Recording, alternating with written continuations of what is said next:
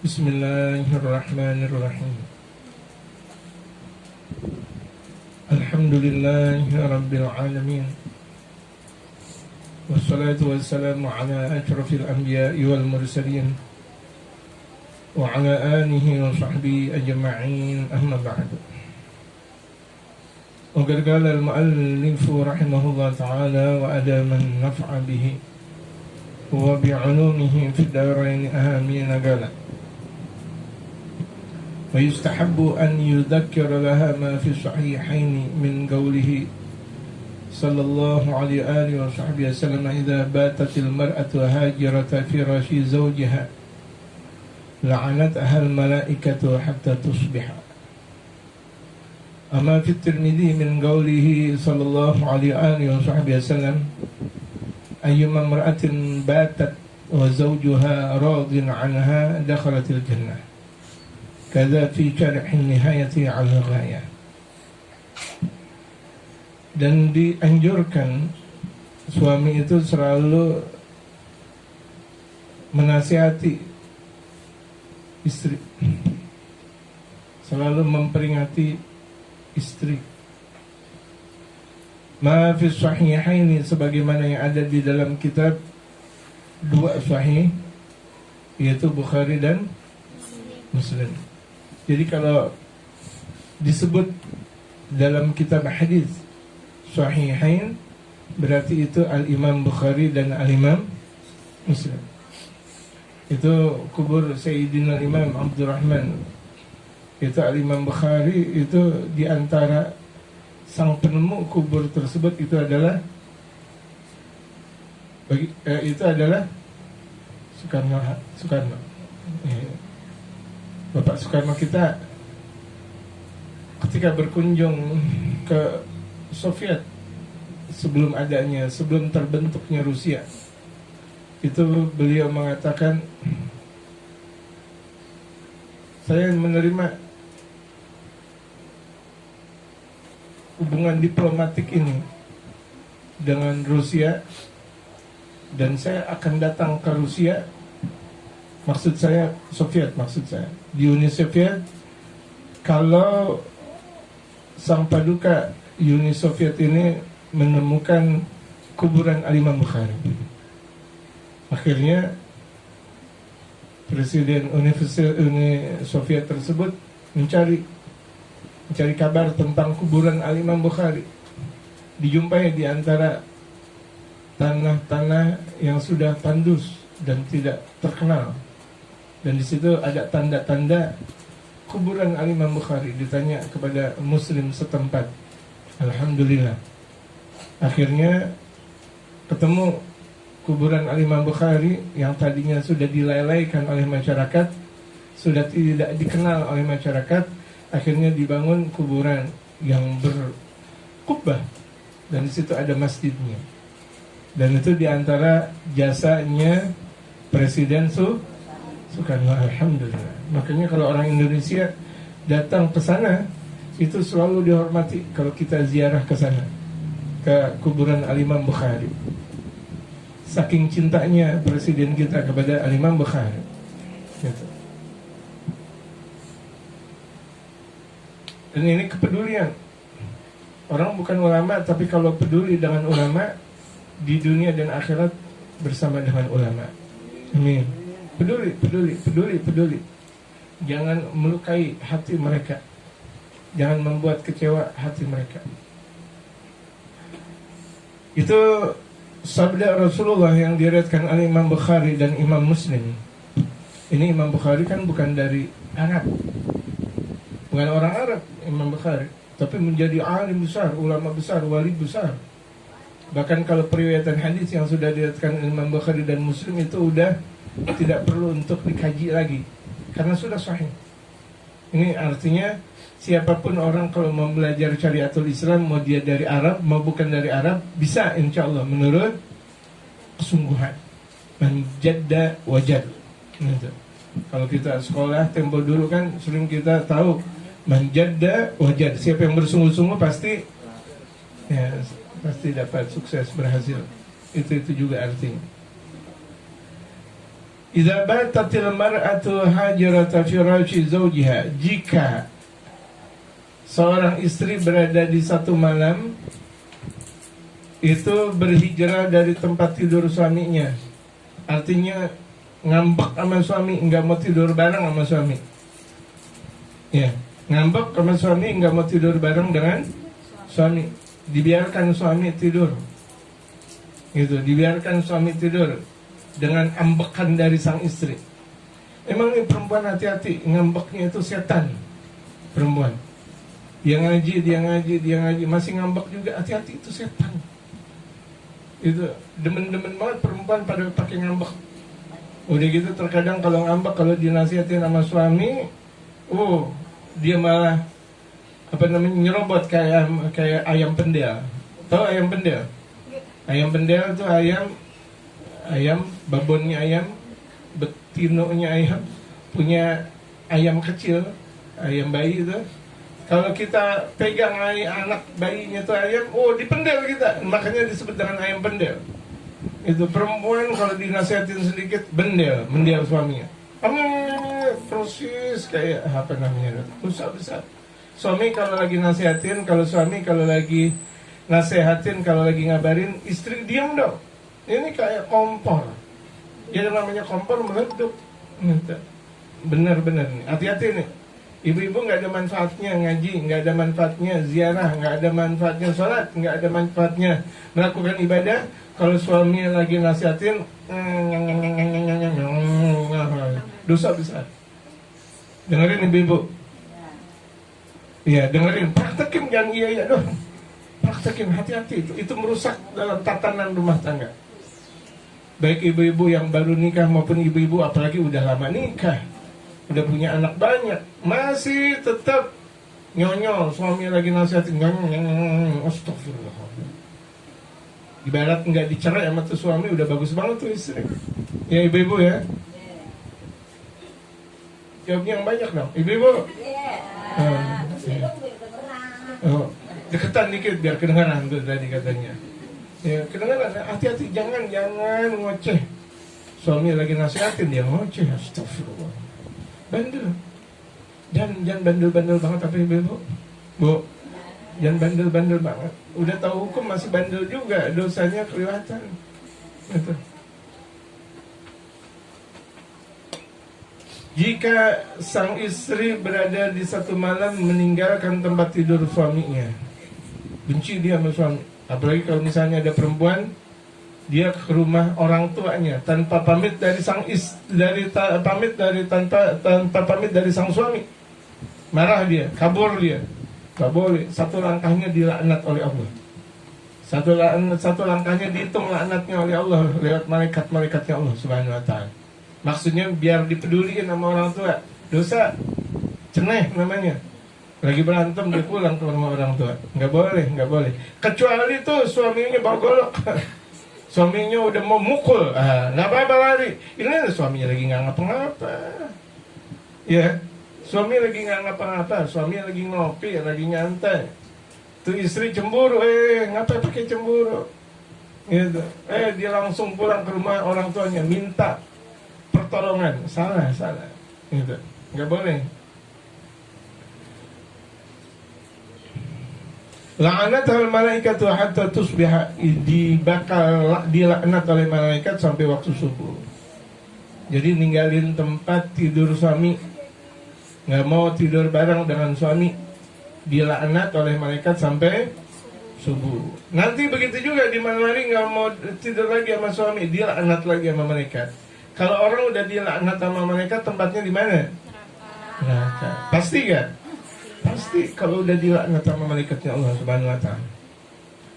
Wa ma fi Tirmidzi min qaulihi sallallahu alaihi wasallam, dan hadis yang diriwayatkan oleh Imam Tirmidzi dari sabda Rasul tadi, hadis yang diriwayatkan oleh Imam Bukhari dan Muslim.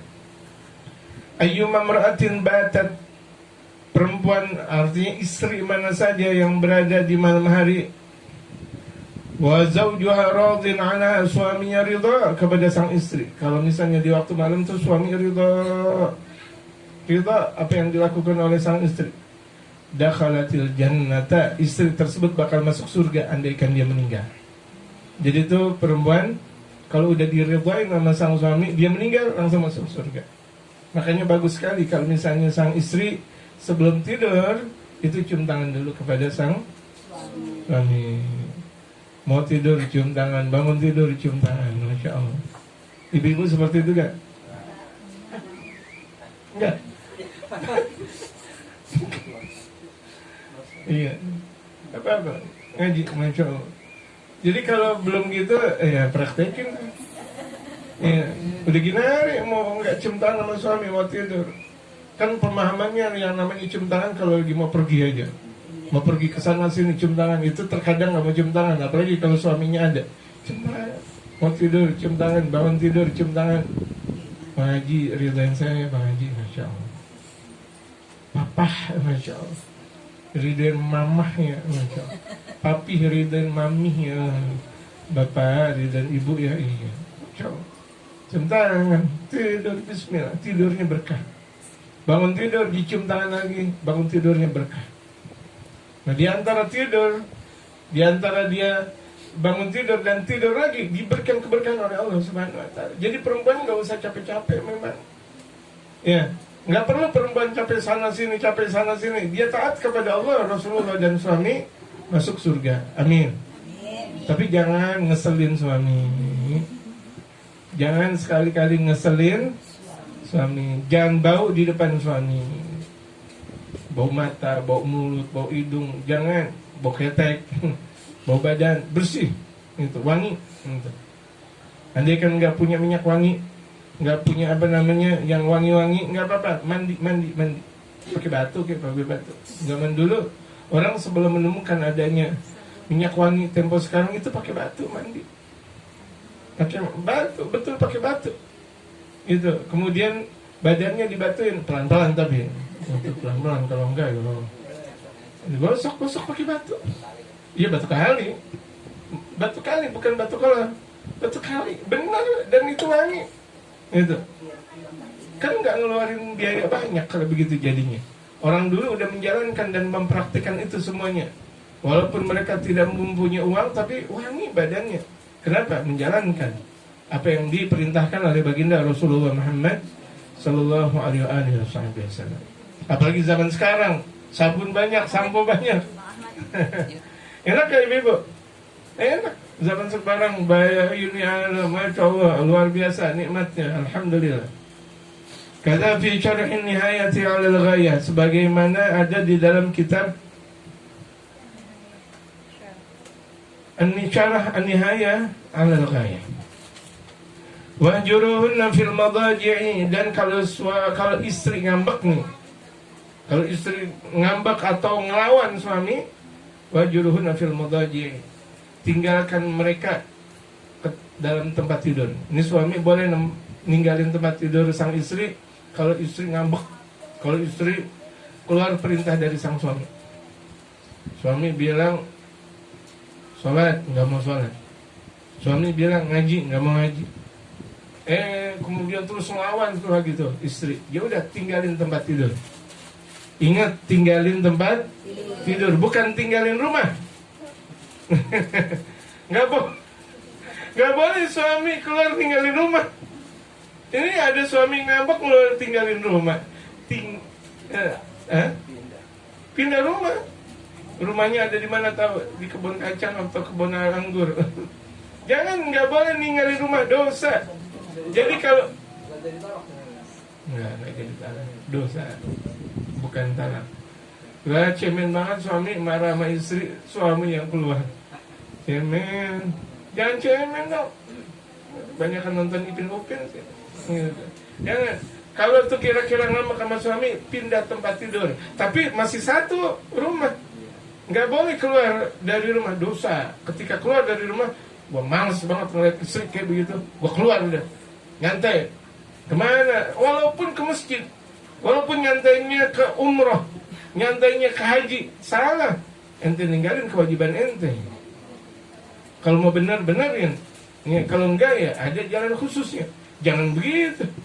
Ini tuh nggak boleh. Satu langkah sang suami keluar dari rumahnya sang istri, selagi masih benar itu bisa dilaknat oleh Allah. Kebalikan. Wah, saya mau nenangin pikiran sih keluar dari istri.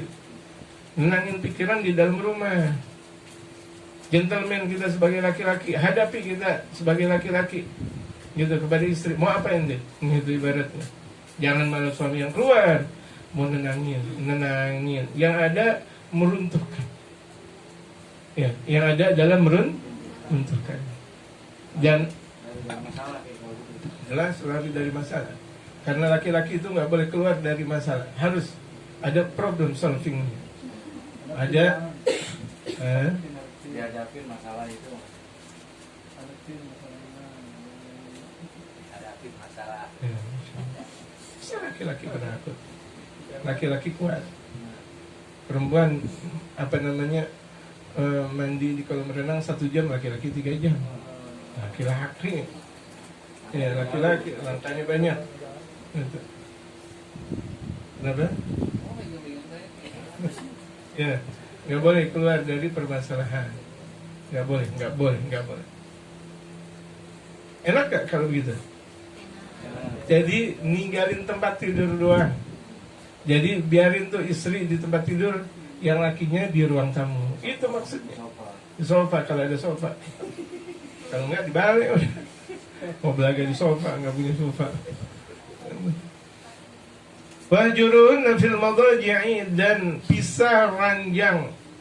Kalau istri lagi pada nggak benar, diajak ngomong, diajak ngobrol, dicemberut, disuruh sholat nggak mau, disuruh ngaji nggak mau, udah kita bawa bantal guling, yang laki-laki bawa bantal guling di rumahnya sendiri. Iya, nggak boleh keluar, nggak boleh di pos ronda. Dia keluar dari rumah nggak boleh, di pos ronda dia tidur. Ngapain teh? Istri lagi ngambek, nggak boleh. Atau di mana? Nggak boleh keluar dari rumah. Jadi apa dong? Di di kamar atau di ruang tamu. Banyak ulama-ulama kita yang namanya rumah tangga pasti akan ada. Mau dalam rumah tangga orang biasa, ulama berantem juga sama istri. Iya, itulah bumbu-bumbu cinta. Gitu, bukan cinta berbumbu. Ya, itu boleh. Bagaimana? Kemudian sang suami tidur di majelisnya, nggak ada masalah, majelis semuanya dia. Di samping pesantrennya kan nggak ketahuan santri-santri. Masya Allah, kiai lagi tidur di pesantrennya. Iya, padahal dia lagi ngambek sama suami. Boleh nggak? Boleh, kan masih dalam ruang lingkup rumah. Tapi kalau udah keluar, Masya Allah, ke masjid luar, nggak boleh. Ketemu sama jamaah tabligh, ini teman aneh nih kalau gini. Gitu. Mereka di masjid nggak lagi berantem sama sang istri, yang lain ke masjid gara-gara berantem sama sang istri. Kalau begitu jadinya berantem aja mulu sama istri. Kalau biar dia ke masjid mulu. Sebelum subuh udah ada, Masya Allah. Orang-orang bilang, soleh hebat. Apanya hebat? Orang keluar dari masalah kok hebat. Masya Allah. Orang kalau udah sering dapat wahyu itu, Nabi sering dapat wahyu. Ya, wahyunya agama namanya wahyu din. Wahyunya agama, Masya Allah. Taziluna fil firaji. Kalau istri udah mulai banyak tingkah, nauzubillah min dzalik, atau enggak taat kepada sang suami, tinggalkan mereka dalam tempat tidur.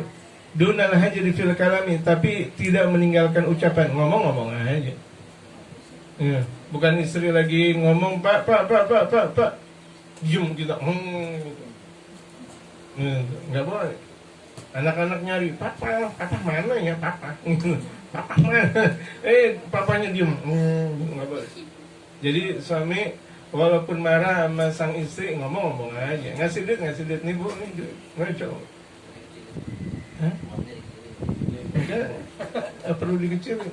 Biasa 100, biasa 200. Iya dipotong, makannya juga dipotong nanti. Kalau misalnya dikecilin, ngambek nih sama istri itu, biasa ngasih 200, ini ngasih 50, udah Indomie aja udah kasih.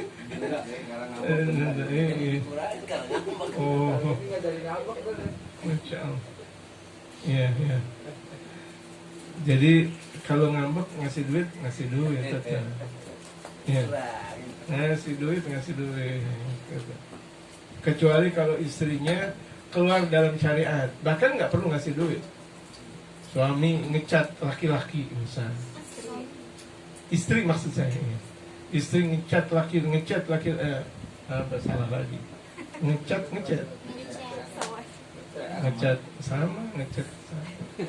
ini ya. Ngecating laki-laki lain. Gimana Bang Haji, sehat? Waduh, orang lain yang ditanya, suami yang ditanya, ngapa jadi orang lain yang ditanya kayak gitu? Itu bukan ibadah, itu maksiat besar. Bisa jadi nggak dimaafin sama Allah Subhanahu Wa Taala. Istri-istri gatal, ya, istri-istri genit. Kalau misalnya tuh di depan laki-laki, belagak, padahal udah punya istri, udah punya suami. Oh, dia pakai lipstick stick lagi. Oh, dia pakai bedak lagi. Dia pakai minyak wangi lagi. Dia udah punya suami. Susah dimaafin sama Allah Subhanahu Wa Taala.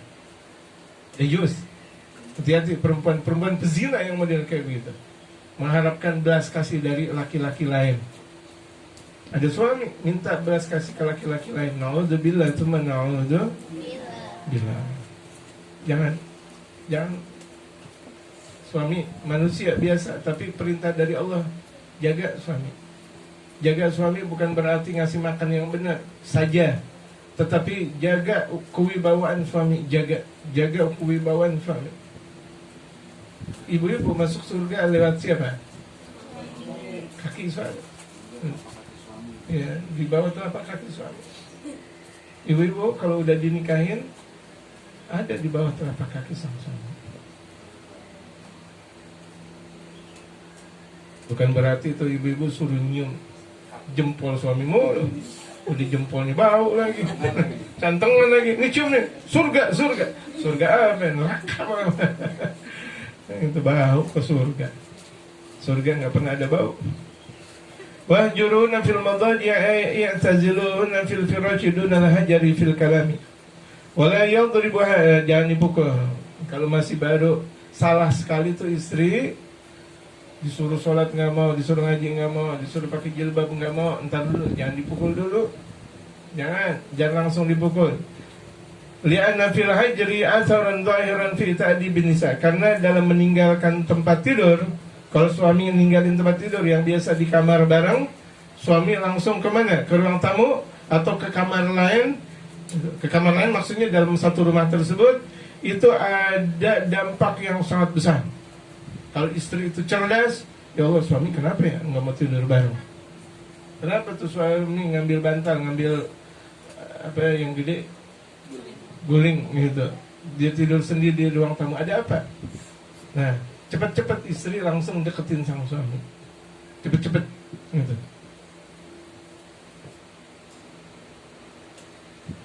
Wadribuhunna, dan boleh mukul istri. Tadi kan baru salah 1, 2. Ini boleh pukul istri, tapi ingat, darban ghaira mubarihin, pukulan yang gak menyakitkan. Pukulan yang tidak menyakitkan. Jangan tuh istri ditonjok, atau dalam bahasa Betawi digampar. Jangan digampar. Walaupun bagaimana, jangan digampar tuh anak orang. Kita ngambil dengan yang halal. Saya terima nikahnya fulana bin fulan dengan mas kawin yang tersebut tunai itu kan, itu dengan ucapan indah. Jangan digambar, jangan ditendang. Benci boleh ada jalur perceraian, tapi tidak ditendang, tidak digampar, tidak dipukul. Jadi mukul itu boleh kalau itu bermanfaat. Itu pun mukulnya mukul mana? Pantat, tapi nggak ada bisulnya. Kalau itu sudah ada bisul pantat, jangan dipukul muka, jangan dipukul buah dada, jangan dipukul kemaluan, jangan dipukul perut, jangan, itu merusak. Andaikan mukul aja pilih-pilih, dan mukulnya jangan pakai tangan, pakai sorbannya halus, seperti sorban seperti ini, halus. Karena ada sebagian sorban kasar, ya, sebagian sorban kasar. Kita tahu halus dan kasar dari mana? Iya, dari harganya 500.000 ya halus. 25.000 ya. Dikit kan beda. Nah, kita ngelihat dari harga, karena harga tidak pernah bohong. Betul nggak? Cari yang halus. Yang halus-halus kayak gini manfaatnya banyak. Andaikan meninggal, ini pakai yang halus, jangan pakai sorban yang kasar buat meninggal. Ini ada orang ketika meninggal dunia dikerurubin pakai sorban yang kasar, yang halus, yang adem. Contohnya kayak gini deh, yang halus, adem, gitu. Ya, yang halus dan yang adem. Sunnah. Kan juga jenazah juga ketika dikerurubin merasa panas. Merasa panas. Kenapa tuh? Di sekitar jenazah ada minyak wangi, dibukurin selalu, dan untuk nutupin pakai sorban yang lembut gitu. Terkadang umumnya ada jenazah dikerudupin batik, yang batiknya itu yang harganya cuma 25.000, ya panas. Udah iya, jangan yang bagusan. Udah gitu dikasih karpetnya robek lagi buat jenazah. Kasih, bukan karpet, apa? Kasur, tempat tidur. Kenapa jenazah nggak boleh di tempat tidur? Taruh di tempat tidur. Itu. Ya, andaikan dia masih hidup lagi juga nggak ada masalah. Ini terkadang nih, kalau misalnya ada orang meninggal dunia, beli apa? Tempat orang tidur, beli balik. Habis itu dibakar tuh balik. Kan astagfirullah. Udah tempatin tempat tidur. Sebagaimana dia hidup, tidurnya di atas tempat tidur, meninggal jangan ditaruh di bawah, jemaah. Ini banyak sekali nih jenazah ditaruh di bawah, betul nggak? Ditaruh karpet, enggak ngaji dia. Padahal yang meninggal adalah orang tuanya, kedua orang tuanya, keluarganya, ditaruh di bawah. Astagfirullahaladzim. Kalau dia masih hidup, masuk angin tuh dia. Ya, jangan pakai bantal, pakai kasur yang bagus. Sebagaimana tidur pakai kasur apa yang enakan? Spring bed. Ya, meninggal juga pakai spring bed. Apa jadi pakai bahalnya, jamaah sekalian? Itu. Hormati. Apalagi yang meninggal adalah orang tua. Astagfirullahaladzim, tega sekali. Naruh orang tua jenazahnya di bawah kayak gini. Gitu, nggak boleh. Kecuali baru meninggal nggak ada masalah. Tapi kalau udah dibacakan doa dan sebagainya di atas tempat tidur yang mulia, di tempat yang mulia, diwangikan tempatnya. Dan bekas tidurnya dia sang jenazah kita pakai lagi. Kenapa harus takut? Sama duitnya berani, sama karpetnya takut, sama tempat tidurnya takut. Kalau misalnya, masya Allah, sama duit demen banget. Makanya orang meninggal dunia, kalau udah giliran warisan, semuanya pada datang. Ini naudzubillah min dzalik. Ini banyak oknum yang nggak ada benar-benarnya. Baru orang meninggal dunia, baru sehari 2 hari, rapat bagi waris dengan alasan kita mempersatukan umat, kita jaga orang tua kita yang udah meninggal dunia, bicara masalah duit. Astagfirullahaladzim. Ngajinya enggak, ziarahnya enggak, boro-boro pakai tahlilan dan sebagainya. Yang dia pikirin adalah warisan.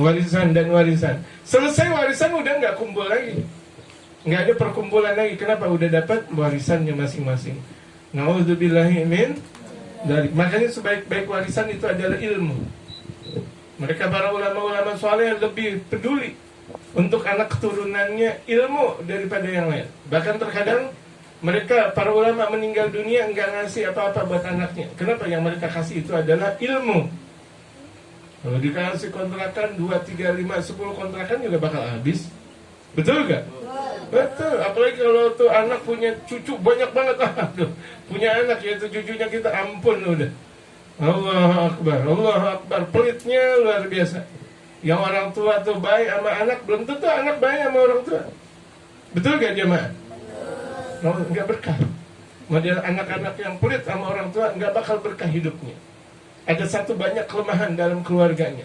Kalau nggak dia, atau istrinya, atau anak-anaknya lemah. Dengerin.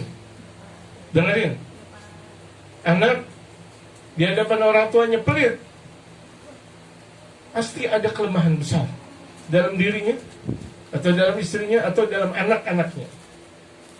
Lemah, luar biasa lemah. Kalau udah disebut lemah berarti pikir aja sendiri. lemah dalam bergaul, lemah dalam berkata, lemah dalam beraspirasi, lemah karena kebanyakan naudzubillah min dzalik dia pelit sama orang tuanya. Emang kenapa sih harus pakai pelit sama orang tua, jamaah? Jamaah, kenapa sih harus pelit sama orang tua? Kenapa harus pelit sama orang tua? Ya?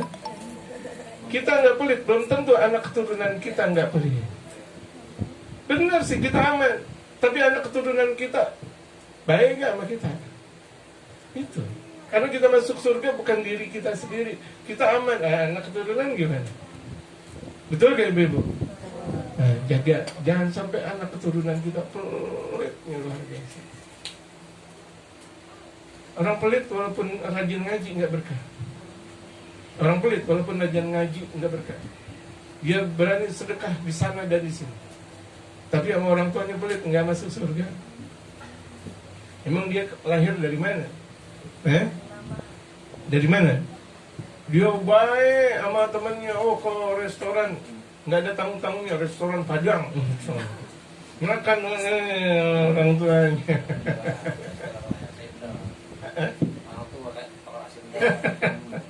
Telur asin. Udah gitu telur asin yang udah. Ini anak ngapa sih jadi pakai pelit-pelit segala? Ada apa? Ada apa? Walaupun nih orang tua kita kaya, nih andaikan kita punya orang tua kaya, kewajiban kita anak bukan karena ngelihat orang tua kaya atau miskin, kewajiban kita anak memberi kepada siapa? Orang tua. Imam Ali Habsyi yang sebentar lagi haulnya dihaulkan besar di Seoul, di Kiev, di Indonesia diantaranya Salah. Nah, beberapa hari lagi itu Masya Allah, itu betapa baiknya beliau kepada orang tuanya, kepada ibunya. Pokoknya kalau misalnya ibu mau harta dari saya, ini harta saya buat ibu, terserah, mau ibu ambil semuanya, mau ibu sisain, mau ibu nggak sisain, ini harta saya adalah milik ibu. Allahu Akbar. Kita kayak gitu gak kepada ibu kita? Belum. Belum. Udah kinari kapan? Belum. Udah kinari kapan? Oh, orang tua udah meninggal dunia, kuburannya dijaga. Ya betul gak? Dibacain baik doa, datang ke kuburannya. Kuburannya dijaga, dirapiin. Kemudian kita sedekah buat kedua orang tua kita. Kan udah meninggal dunia, tetap.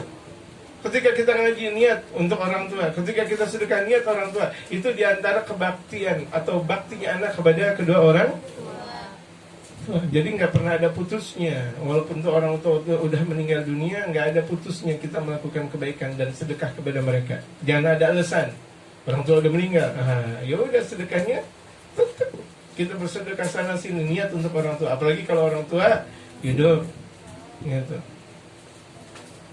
Kita makan nasi goreng, orang tua kambing, nasi goreng kambing. Kita nasi goreng biasa, orang tua nasi kambing, nasi goreng kambing, Masya Allah. Gitu.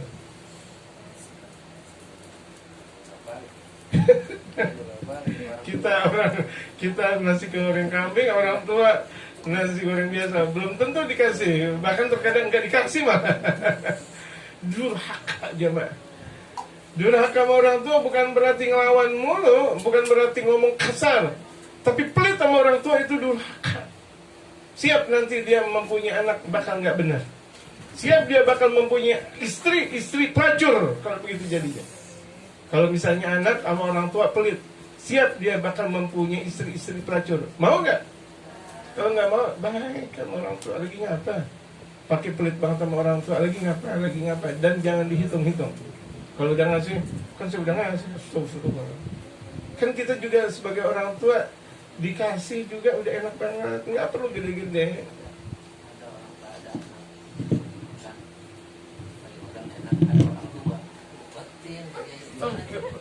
Itu dosa besar. Pejabat. Ini mah bukan kayak tadi saya katakan orang tua makan nasi goreng, kita nasi goreng kambing. Ini mah keterlaluan. Dia makan berdua doang atau dia makan sendiri, orang tuanya diumpetin. Durhaka besar, adab besar. Hati-hati nih, anak-anak nih. Ya anak-anak, ibu-ibu, semuanya hati-hati. Durhaka besar. Hati-hati. Awas tuh, betul. Karena berkahnya orang tua adalah keberkahan Allah. Ridhanya kedua orang tua itu adalah ridhanya Allah. Murkanya kedua orang tua itu orang tua bilang, ya Allah, sampai begitu-gitu amat. Rasa gak dalam hati orang tua nih kalau digituin sama anak, sakit hati, sakit. Dan gak berkah tuh anak. Ingat, mulai dari situ tuh anak gak bakal berkah. Dia khawatirkan tuh anak matinya dalam keadaan su'ul khatimah. Itu paling besar tuh nanti. Pelit tuh, pelit. Mending kita bumbung tinggi, apa namanya, kita buat kedua orang tua kita hebat. Orang tua artinya yang lain kita pelit, misal.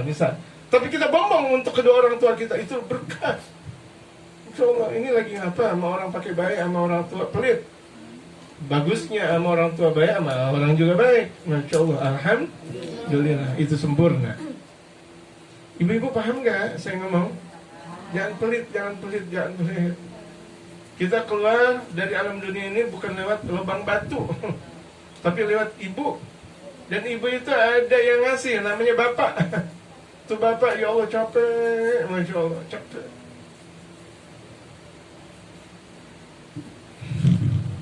Gak punya duit, minjem buat kita, sekolah kita, makannya kita.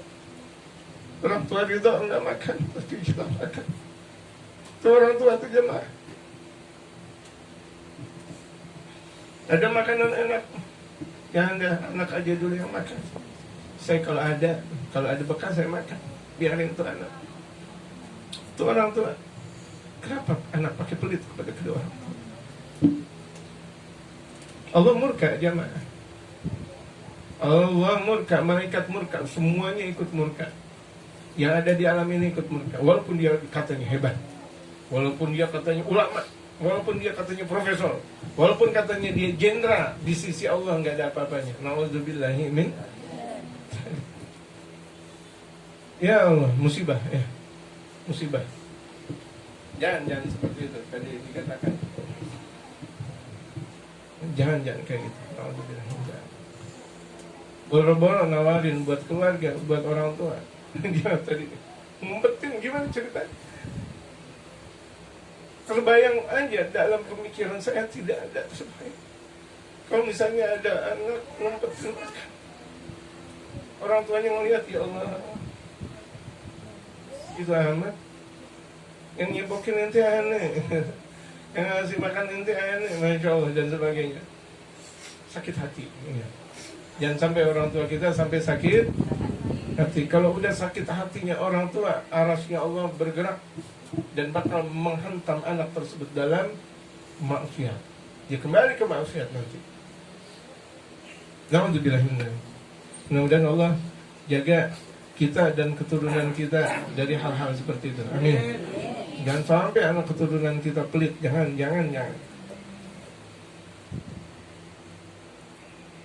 Ini lagi ngaji ya jamaah? Jamaah? Nggak ada gimana kan kita lagi ngaji.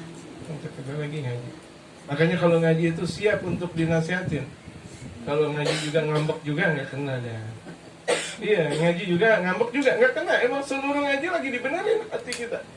Kena lagi di situ. Ya artinya korengnya kita banyak kalau begitu. Alhamdulillah dikasih obat kalau begitu jadinya. Masa dikasih obat kita nggak mau? Kalau udah dikasih obat kan tinggal nunggu sembuhnya. Makanya saya pakai ngaji pakai kitab biar dia mah tahu kita enggak kemana dan kemana. Wadribuhunna darban ghair mubanihin nafad darbu wa illa fala darba. Kalau tidak memungkinkan, tidak ada manfaat tuh istri dipukul, jangan dipukul. Tapi kan ingat, mukulnya itu tadi dikatakan dengan sorban yang halus. Dan tempatnya contohnya pantat, kalau enggak bisul. Jangan muka. Alhamdulillah. Jangan buah dada, jangan perut, apalagi si kemaluan, jangan. Paha, jangan. Kaki, jangan. Ya udah. Kan di antara anggota tubuh yang agak kuatan dikit, itu dia. Itu dia. Wala yajuzu darbu 'ala al-wajhi wal manahik. Nah, di sini dijelaskan oleh Syekh Nawawi bin Umar Al-Bantani, enggak boleh mukul muka dan hal-hal yang membinasakan. Makanya tuh pertandingan tinju haram. Olahraga tinju haram. Olahraga yang mukul-mukul itu haram. Dulu tuh ada di televisi Smackdown. Untuk haram. Mau hadiahnya berlipat-lipat, mau hadiahnya hebat, haram. Ya. Jadi itu olahraga yang mukul-mukul segala, nendang-nendang segala, haram. Jangan biasakan anak seperti itu, haram. Gitu. Jadi nggak boleh ke tempat yang binasa. Tadi saya katakan muka, buah dada, perut, kemaluan, paha, jangan. Jangan sekali-kali. Dan anak juga jangan diomelin banyak. Jangan dipukul. Pakai kayu kah? Atau pakai sapu lidi kah? Kan itu terkadang ada anak kecil dipukul pakai sapu lidi. Haram. Gak boleh. Itu punya Tuhan. Tuhannya namanya Allah. Allah nanti marah kalau misalnya ada anak kecil dipukul pakai sapu lidi. Kelihatannya sih kecil, tapi sakitnya luar biasa tuh sapu lidi. Kecil sapu lidi, tapi kena sakit, jangan. Atau sapu gede, yang gede tuh sapu juk, tetap nggak boleh. Atau dipulir sini, nggak boleh. Terus diapain dong? Dinasihat, dideketin. Ya, dideketin.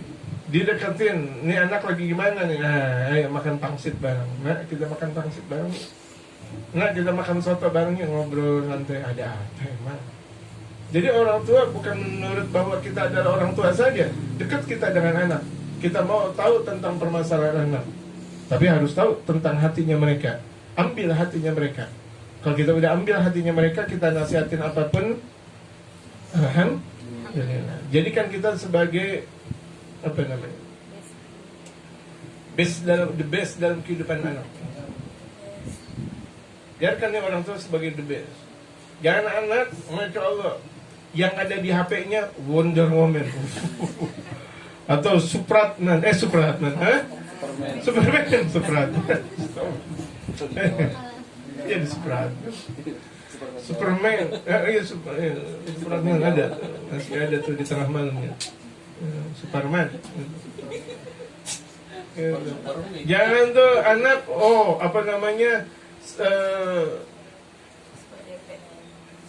kesukaannya. Apa kalau kesukaannya dalam bahasa sekarang? Idolanya, Masya Allah, artis. Jangan. Kalau tuh anak sudah mengidolakan kita, berhasil kita dalam mendidik anak. Kita lihat aja di dalam DP-nya. Kalau di dalam DP sang anak ada kita, berarti kita diidolakan. Tapi kalau misalnya ada anak malah artis itu, inilah musibah itu, musibah gitu. Jadikan kita sebagai idola sang anak, tapi kita menjaga anak dengan benar. Bal yadribul darbat ta'ziz, boleh mukul tapi memukul untuk sebagai peringatan. Tadi di pantat sekali, jangan berkali-kali. Gitu. Kan nggak sakit. Nih saya contohin.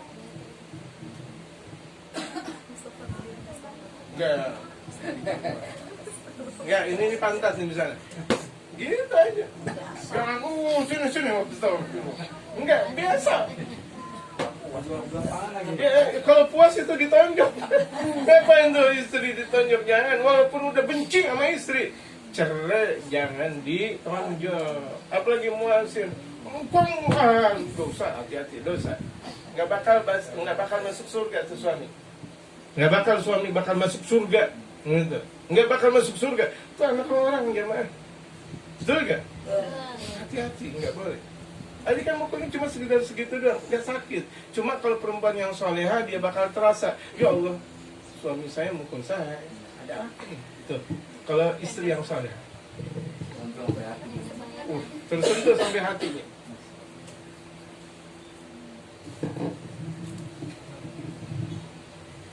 Wal aula lahu al-'afu, tapi lebih bagus kalau buat suami mukul istri, maafinlah. Jangan sampai dipukul. Bi khilafi wali sabir, beda kalau kita mempunyai anak. Fal'aula lahu adamul afwi. Jangan dia maafin, pukul. Tapi pukulnya begitu tadi, pantat anak. Sini. Enggak kencang, enggak sini. Wah, kalau anak yang enggak benar, enggak berasa gitu. Kalau enggak berasa gitu. Wah, jangan. Berarti orang tua enggak berhasil mendidik sang anak. Malah melain bapaknya, Allahu Akbar. Bisa jadi tuh anak dikasih harta yang haram. Dengerin. Ya, bisa jadi tuh anak dikasih harta yang haram sama orang tuanya. Bisa jadi sampai gitu. Astagfirullah. Empet banget orang tua melihat anaknya gitu. Ente sih ngasih harta yang haram. Atau sedikit campuran haram, sama. Sedikit makanya tuh Masya Allah ini perempuan-perempuan yang belum pada nikah jaga. Kalau udah nikah jaga tuh kerjaan sang suami. Jangan bang ambil duit orang. Jangan bang, walaupun dikit. Apalagi situ banyak. Jangan. Itu.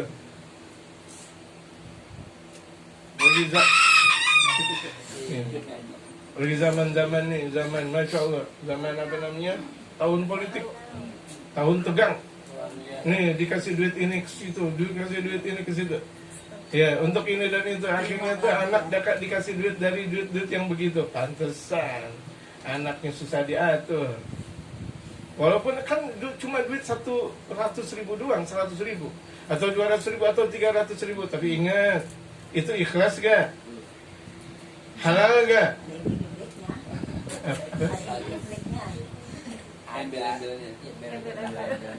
Iya makanya tadi ibu bilang ada ini. Itu dia ada implik. Saya nggak tahu implik kita. Tapi udah itu udah diterjemahkan, ada embel-embelnya. Iya kan? Udah mulai banyak. Jangan. Anak keturunan kita. Astagfirullah. Boleh sih ngasih sajadah, tapi di balik sajadahnya pilihlah saya. Boleh sih ngasih apa semuanya, tapi ada bacaannya. Astagfirullah. Kalau mau kasih aja, ya kan? Iya. Lianna darbahu lita'dibi maslahatun. Karena mukul buat sang anak itu ada kemaslahatan. Tapi kan tadi mukulnya nggak boleh pakai tangan, nggak boleh pakai benda kasar. Mukulnya pakai sorban. Ini ibu-ibu harus paham ya, harus dengar.